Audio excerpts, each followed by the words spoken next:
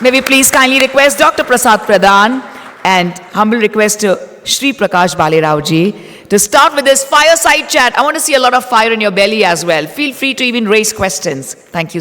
And especially to ensure the whole audience remains away from their upcoming lunch. But we are sure we'll do the honors. Namaste, good afternoon to all of you on this such a vibrant afternoon in Dubai. Thanks to Sachin Itkarji, MEDC, Garze Marathi, Pimpri Chinchwad University and all the local partners including Sawa to make this happen. And kudos to all of you who came all the way from 60 countries, 600 plus registration. It really touched hearts and shows the rigor for the entrepreneurship. After listening to Swamiji, I'm sure you all know in letter and spirit, we all are here to connect with the hearts and souls and the mind, right?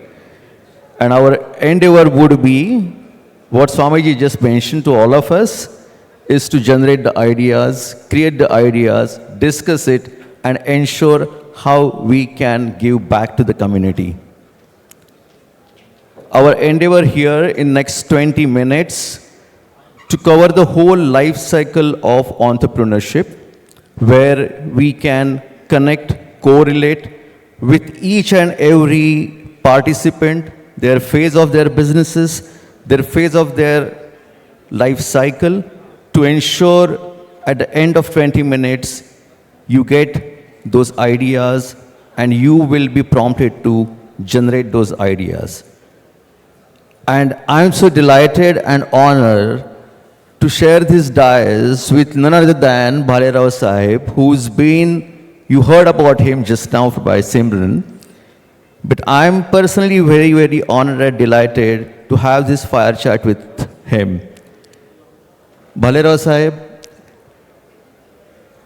a talented boy hailed from Indore, coming from the Maharashtrian family, goes with the passion of academics and a career, way back in 1971, where even the so-called brain drain haven't been started. Maybe after you started, it all began.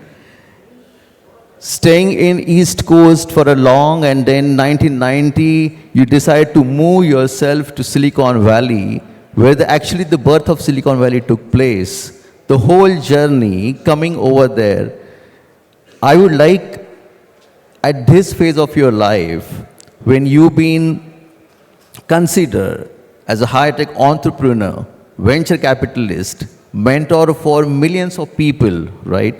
How do you see the whole entrepreneurship life cycle in current day and age, where fundamentally there may be the confusion where people are unable to differentiate the entrepreneur and the founder? Would like to have your views, knowing the journey coming right from your own real-time example. Okay. First of all, I want to thank Sachin Itkarji and the entire Global Entrepreneur Forum for giving me this opportunity to speak to you all. I'm going to make some disclaimers first. There are more entrepreneurs here probably than in the heaven. There are about 600 of them that are sitting out here. So what am I going to tell you? Probably some of you will relate to it, some of you already gone through that, and some of you will go through that. Okay? Entrepreneur, let me define first what the entrepreneur is and what a founder is. Entrepreneurship, Marathila त्याला म्हणतात वृत्ती. It's an attitude. It has nothing to do with the founding of a company. Confusion people talk about is you become an entrepreneur, you founded a company. No. If the company is founded on your idea, you are a founder. You are not an entrepreneur. Don't confuse them. Founder can be entrepreneur. The entrepreneur is a person that creates a direction out of a confusion. Very simply put, direction out of a confusion. And in order for the entrepreneur to start an idea into a business, I as an entrepreneur, having gone through a number of different companies that I have helped start and taken to the businesses, I developed the 4 points, and I will share those points with you. The first one that you look at, the idea that you have, is that idea massive? Does it have a massive opportunity? That's number one. The idea has to have massive opportunity. Number two, the idea that is going in the market, is that market confused? Very important. So first is massive opportunity. Second is a confused market. The third one is it a differentiating product? Is the idea going to create a differentiating product? And the last but not least, do you have the right domain people who are going to conceptualize that idea into a business? 4 things. I'll give you a simple example. So he and I tomorrow go and create, he has an idea. And the idea is we put an anesthetic on the top of a syringe that goes in your body. You know, mosquito, when it bites you, it injects an anesthetic in your body. That's why you don't feel it, right? Good idea. But the market, the opportunity is not huge. You can build a company, good lifestyle, but it won't become a huge company. Correct? Let me give you about the market. He and I go and start a car company. And the car company, comes in red, white, and blue, 4 wheels, goes 0 to 60 in 18 seconds and sells for $15,000. Well, guess what? Massive opportunity, but market is not confused. Market has enough solutions. You may not be able to survive. So now you have to create a differentiation. And the differentiation is either I make a car for 1 lakh rupee, which is what Nano tried to do. That's a differentiation. He brought a differentiation with price. Or the second way I bring the differentiation is quality, which was Swamiji talked about. That I give a lifetime maintenance free. So you buy a car and I give you lifetime maintenance. I'm creating a differentiation. So point is, massive opportunity, market has to be confused, idea has to be differentiating, and do I have the good domain expertise of people that can put that together. Combination of that, you take a company from idea to a successful business. That's the journey that the entrepreneur goes through at different stages. I think that's an excellent summary. And just to take the clue from what you explain as a whole life cycle, especially where I see the lot of young crowd over here. The entrepreneurship, the genesis start with the startup, right? And Modi ji, right from his Namo 1.0, he promoted the entire Indianness for the startup entrepreneurship with the ambition that is India becomes the global hub for the upcoming unicorns, right? But when I see on the ground, and especially when I work, and I had done a lot of research with the Prime Minister office as well, we still see the confusion on the ground and the reality, especially at the startup community, where and how to go about it. I give you a small example, There is a still dearth of knowledge where people are unable to have the rightful differentiation between the product and services, number one. At the same time, there is still confusion whether how I can be the local, but at the same time, the aspirations are for the global, right? I remember we were talking about the indigenousness of any globality, right? Many of the global capability centers are coming to India to open their shops, right? How do you see this game which might and which would help even the Indian startups on that? Your thoughts? So the idea, there are different types of businesses that we do, right? So there is a idea that you convert into a business for a product, or there is an idea that you provide a service. And there is a distinct difference between the two. My background, where I come from the Silicon Valley, it is primarily product oriented, so I can speak about the product part of it. And the services part of it is that most of the Indian context people are aware of how the services are being provided, right? If we want to hit a $1 trillion economy, you would hit with the products. You are not going to hit it with the services. Very, very crucial. You take a look at the Silicon Valley companies, whether it's a Google, whether it's an NVIDIA, whether it's an Apple, whether it's whatever, they are all product companies. All of them are product companies. And the way you develop a product company is with a different perspective than you develop a service company. Okay? The risks are different, the stages are different, and how you go about it is a completely different way of attacking. So you need to distinguish between the product and the services. Services companies can continue being services. Product companies will provide the services but only support to the product. And it's very important to have that differentiation, right? Absolutely. The second question you asked me about was about the local versus global. And I hear this global concept. Right. Yeah. So what happens with this local concept is, if you want to become a successful in developing a product, you need to look at where that product is going to get consumed. The reason that the products become successful in Silicon Valley is because all the introductions of those products are done in Silicon Valley first. Because necessity is the mother of the invention. It is being tested, getting feedback from the customers right in Silicon Valley. Then they start thinking of expanding outside. You don't start with, I'm going to build a global product and start small. It doesn't work that way. Don't get confused. I've seen so many Indian entrepreneurs that have come, say, we are developing this thing and we want to go global and we want to start working. It doesn't work that way. The most successful product in India, most successful, anybody knows what it is? It is a UPI. The UPI service is the most successful. Guess what? Why it was developed? It was developed for the indigenous need of India. It became successful, and now 17 countries are trying to use that. Right? Example.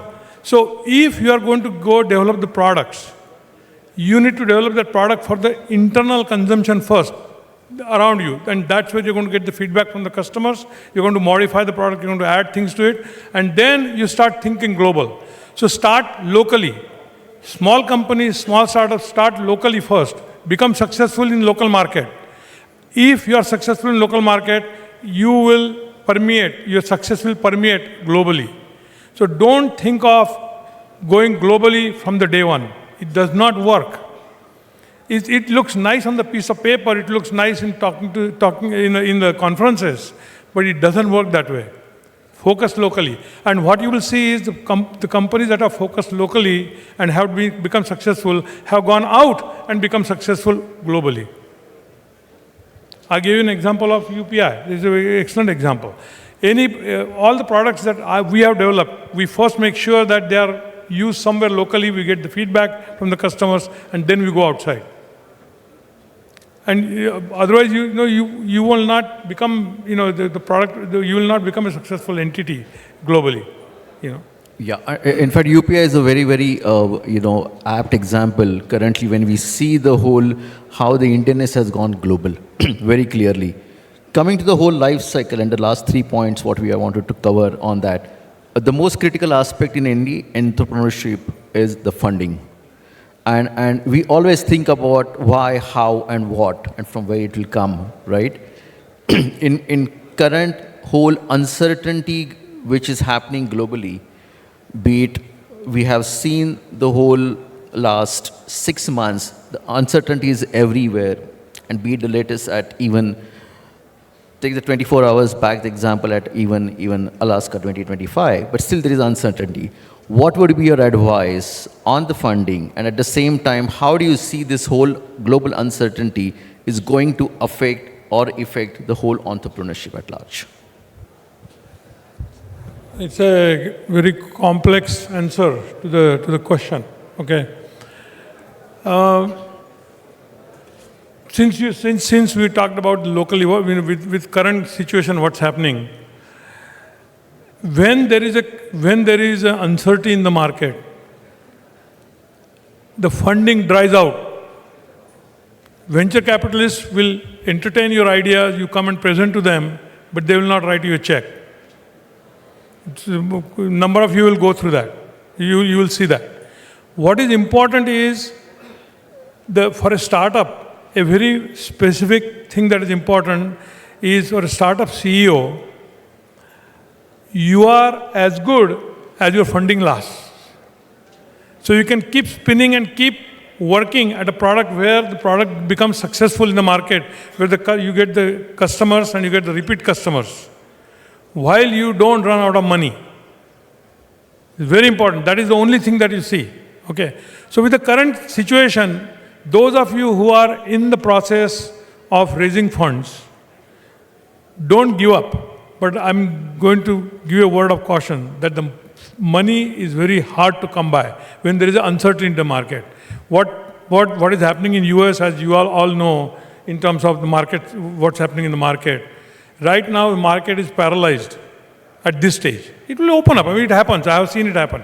It gets paralyzed, then it opens up, then plenty of money is available. People want to chase you with the money. You go through cycles. Right now, the cycle is tough. So if you have raised funds, and whatever the money that you have in your bank, in your company, spend it judiciously, spend it very carefully, because you may not get the additional funding easily. The venture capitalists that have put in the money in your company, they will put the money to keep their investments. So they will. But you may not get the new venture capital money that is coming in. A little different spin on it, right? But just be very careful.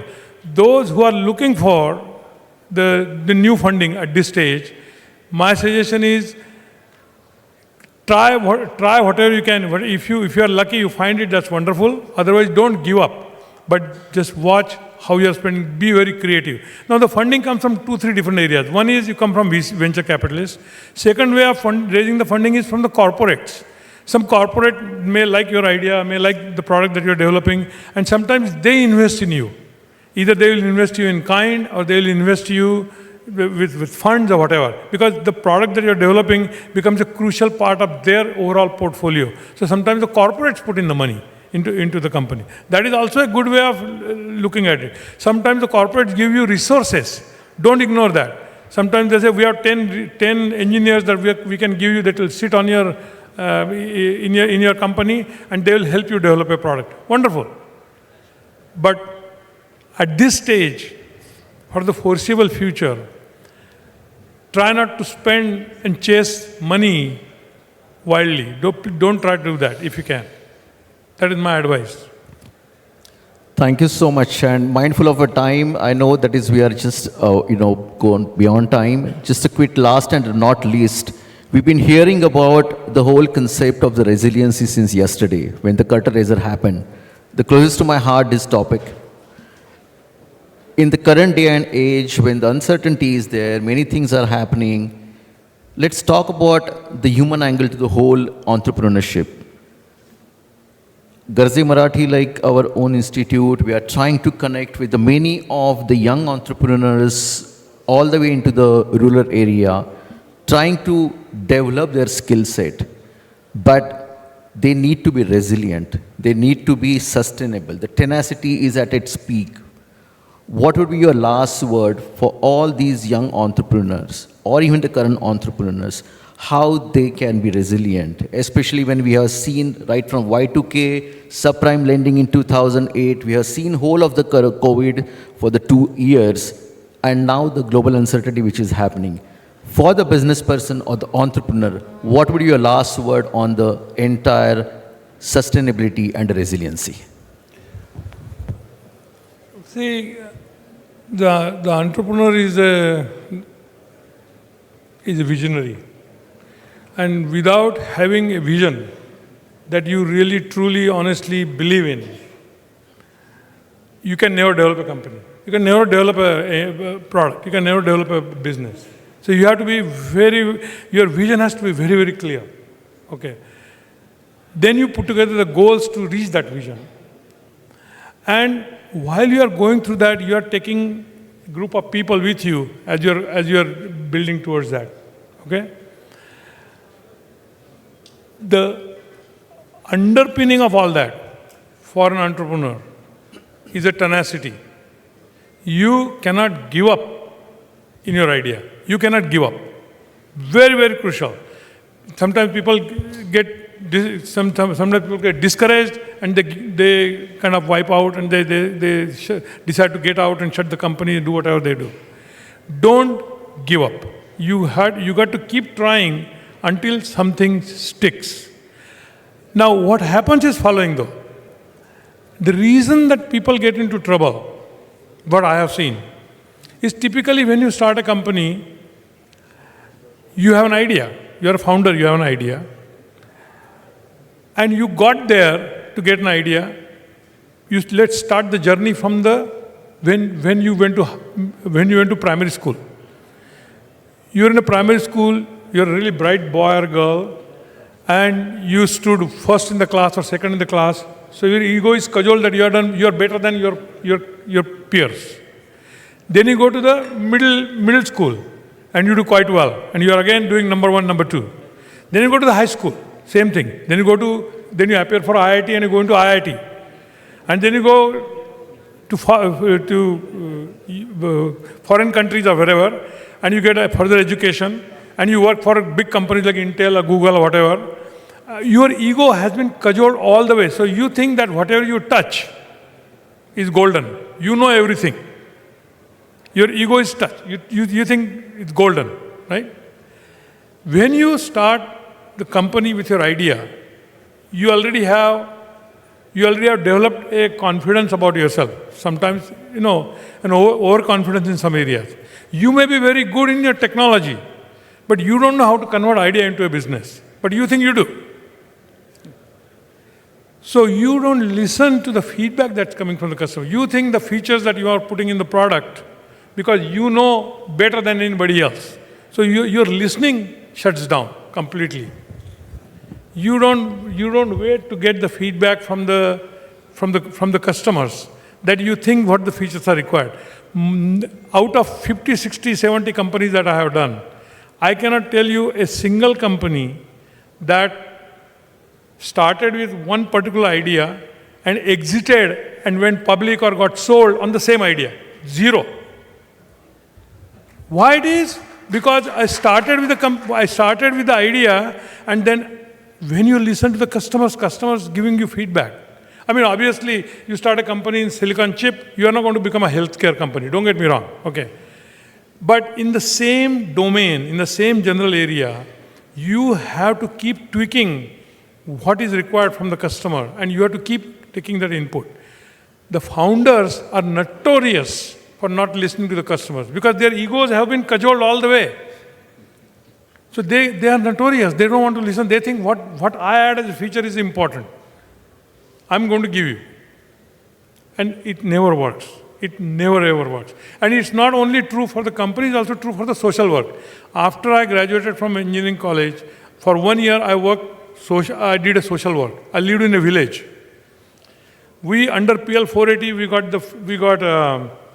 soybean oil and red wheat to build the roads for the Bhil village. I'm from Indore. So there is a huge Bhil population, about 30 kilometers from Indore, and we wanted to bring them to the city for city life, whatever.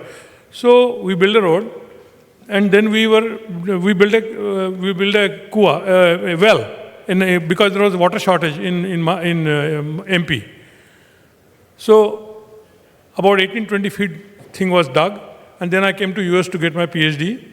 After 10 years later, I go back and to see the village. And I say, I remember there was a village, the well has disappeared. I said, what happened to the well? So the guys told me, साहब आप तो चले गए, लेकिन वो मवेशी वो खड्डे में आके गिर रहे थे, उनके पेट टूट रहे थे, वो आपको गाली दे रहे. They did not want the water. They did not want that well. It is us who we thought that they needed the well. I didn't listen to the customer. Customers were those villagers, right? So the examples I'm giving you is extremely important to listen to the customer and what customer is telling you as a feedback and what you incorporate. Very, very crucial. Very, very crucial. Absolutely, absolutely. And I think that's the mantra where we talk about any business, entrepreneurship is all about the customer centricity. You can't be in your own world. It is all about the client centricity.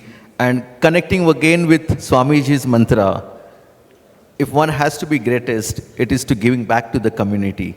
And this exactly is the living example where he has been giving back to the community, various NGOs, through many of the NGOs, including his better half. They both are doing many things. And he's in that phase.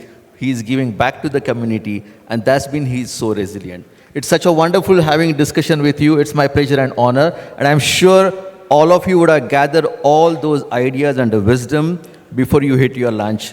So I want to give a challenge to Maharashtra. Okay, so most of you know what you have heard of Silicon Valley, right? So it is a 12-mile by 40-mile area. 12 by 40 miles area. It's not a huge area. 12 miles by 40 miles.